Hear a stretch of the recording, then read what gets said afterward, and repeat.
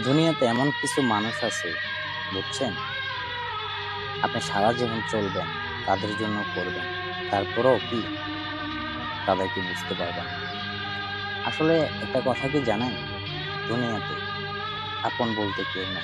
যদি একমাত্র কেউ থেকে থাকে, সে হচ্ছে গর্ভধারিণী মা আর জন্মদাতা পিতা।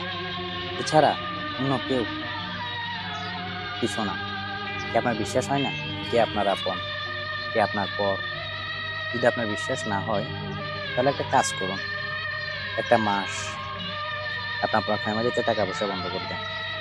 হোক আপনার ওয়াইফ, ছেলে, সন্তান, ভাই-বোন ইত্যাদি।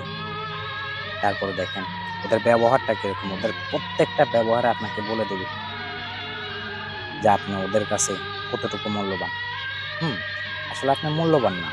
আপনি যতক্ষণ দিতে পারবেন ততক্ষণই আপনি মূল্যবান। আর যখন আপনি